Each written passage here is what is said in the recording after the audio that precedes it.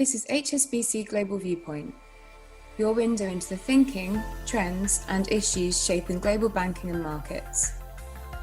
Join us as we hear from industry leaders and HSBC experts on the latest insights and opportunities for your business. You're listening to the ESG Brief, a roundup of the latest reports from the environmental, social, and governance analysts here at HSBC Global Research. Mitigation and adaptation, two words with big price tags, top the agenda of this edition. But what do they really mean in the climate equation, and how will they stack up against one another at the upcoming global climate talks? Formidable challenges also lie ahead over the global supply of clean water. We'll be looking at some of the risks as well as opportunities in managing this crisis and how we see ESG investors responding. This podcast was recorded for publication on the 6th of October. All our disclosures and disclaimers must be viewed on the link attached to your media player. Hello everybody, I'm your host Jack Reed, and this week we are joined by two London-based analysts from our ESG team, Tarek Solomon and Lucy Acton. Tarek, let's start with your report, if I may. It looks ahead to the COP26 talks in Glasgow, Scotland, and it's all about mitigation and adaptation. How do you define these words? Well, effectively, they're the two sides of the climate coin. Mitigation is taking actions to cut out greenhouse gases from the global economy, and those are the gases that, of course, cause global warming. Ultimately, the job is to put the world on a path towards net zero.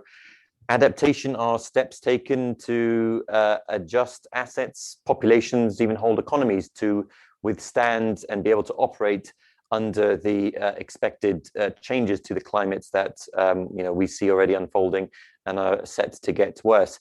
So the two separate terms, they're both within the umbrella of climate action.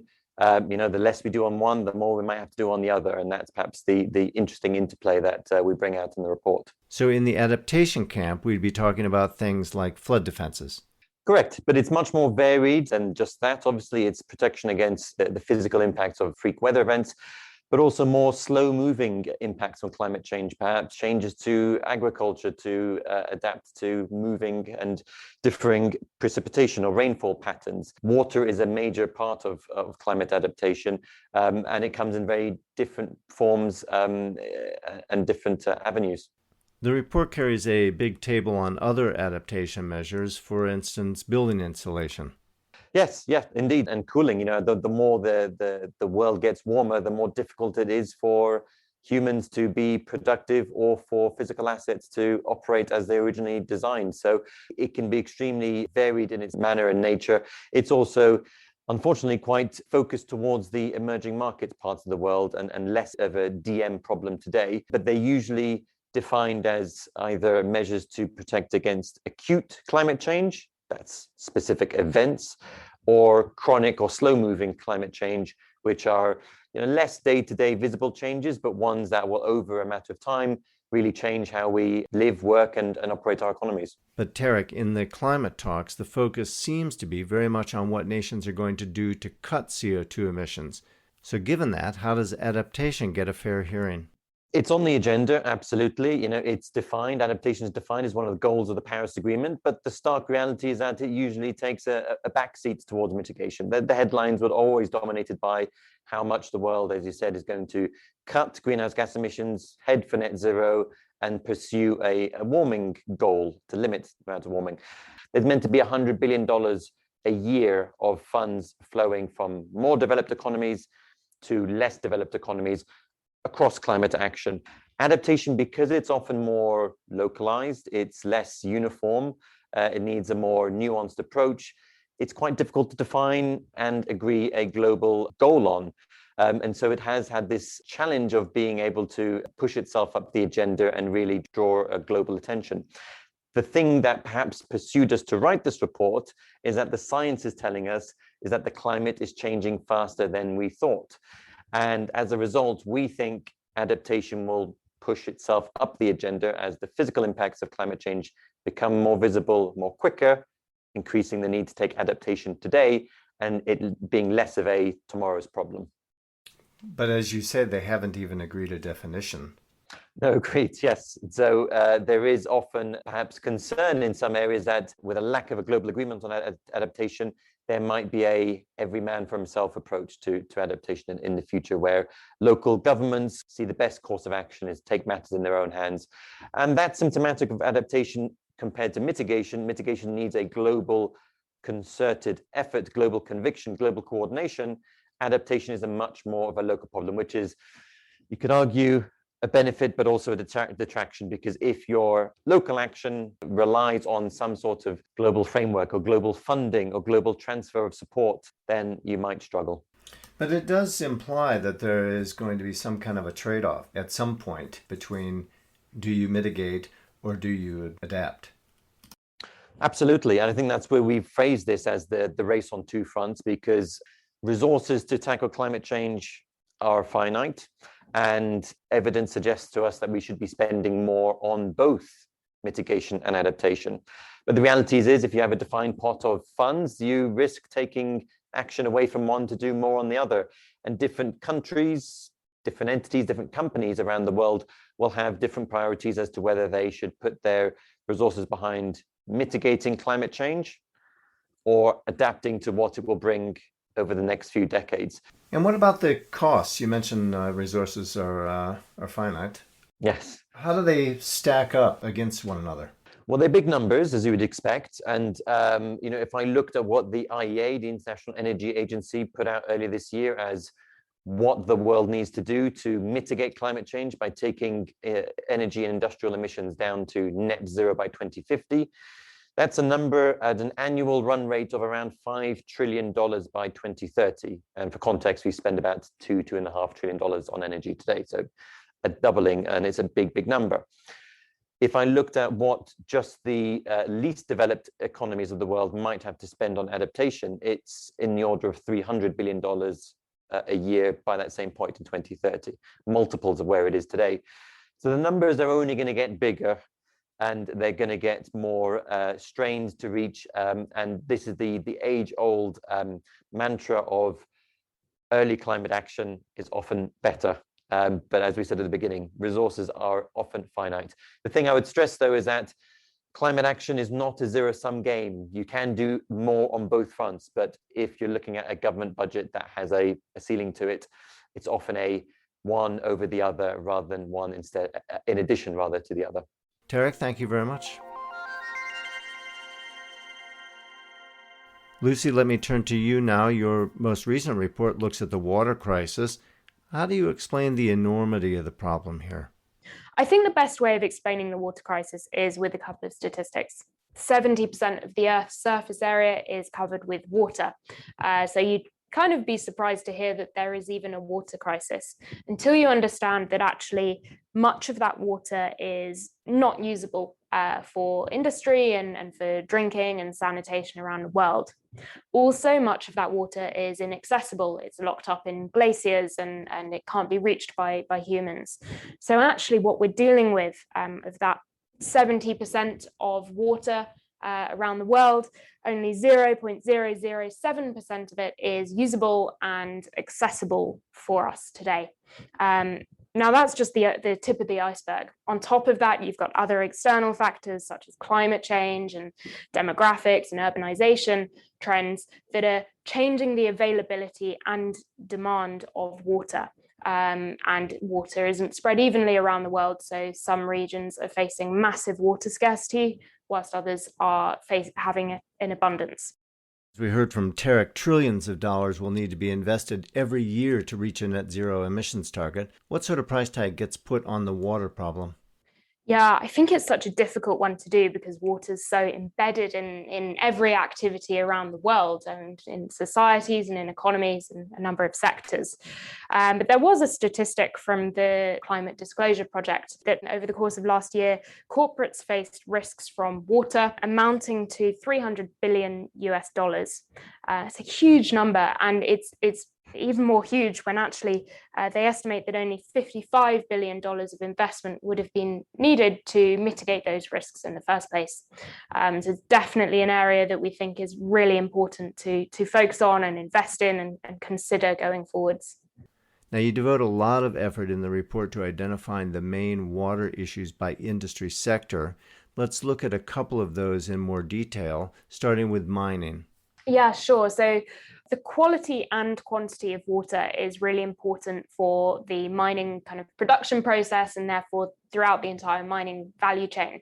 And this is presenting problems in countries that are kind of heavily reliant on mining that are also facing water scarcity. And Chile is a great example of this.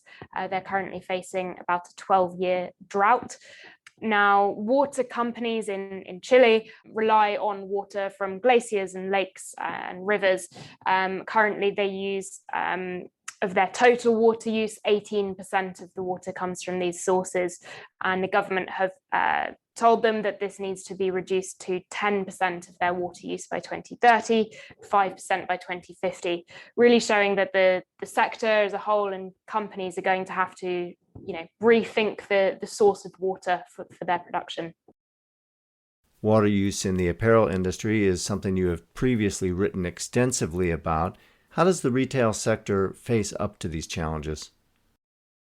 Yeah, so water use and water pollution are two really important considerations when you're looking at the retail sector. Different fiber types for clothing and garments rely on different amounts of water in the production process. Now, cotton is the most water intensive, and I think around 50% of all fibers in the UK at the moment are made up of cotton fibers, but 70% of all water use in the production of fibers goes to cotton. So it shows just how intensive these fibers are. On top of that, the production process of clothing and dyeing garments and assembling them can contribute to water pollution too. So this is definitely a consideration for a large number of companies and their suppliers operating around the world. And of course, as you note, the biggest water-consuming sector is by far agriculture. How do you quantify the extent of the problem? Yeah, so just to put it into perspective, 70% of all water used in the world today goes to agriculture. It's massively affected by all kind of issues relating to climate change and particularly to water pollution and water scarcity. There's opportunities, I think, in the agriculture sector, looking, say, at irrigation solutions for companies. Desalination is another opportunity in the sector, as well as solutions to develop crop resilience in the face of climate change and water scarcity. So I think the general message in our report is that where there are risks, there are also significant opportunities in this area.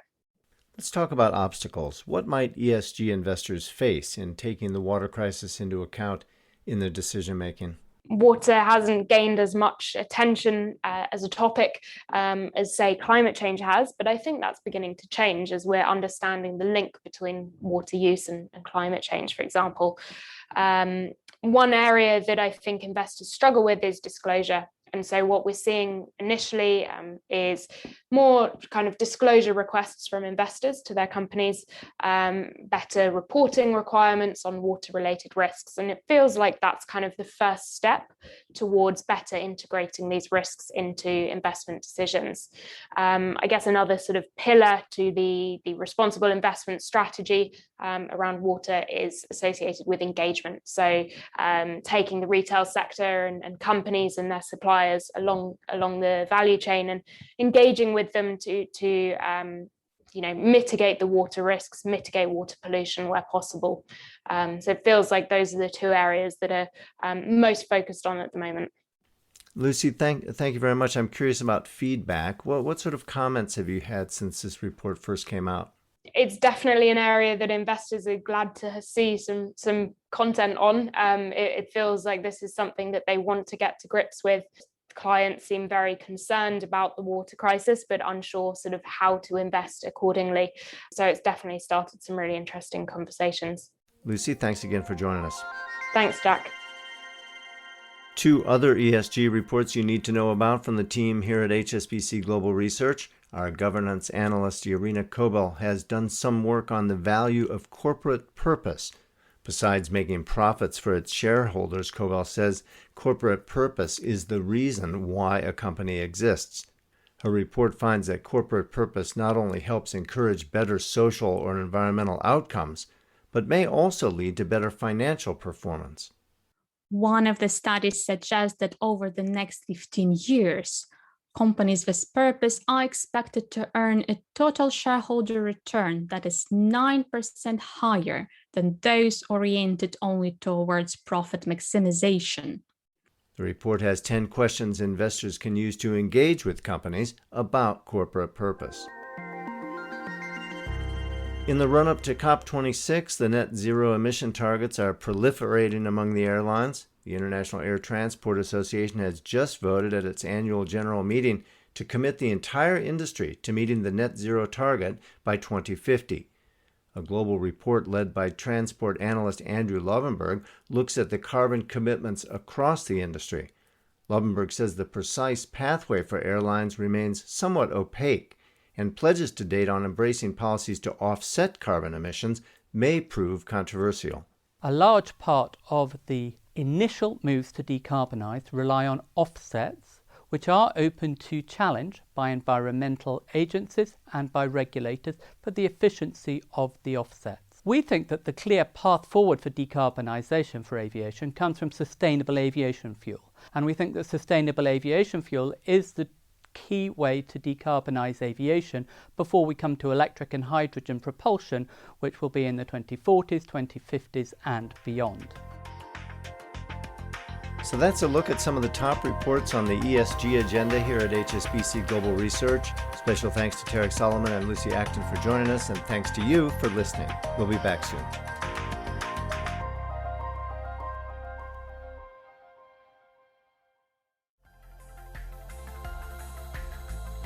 Thank you for listening today. This has been HSBC Global Viewpoint, Banking and Markets. For more information about anything you heard in this podcast, or to learn about HSBC's global services and offerings, please visit gbm.hsbc.com.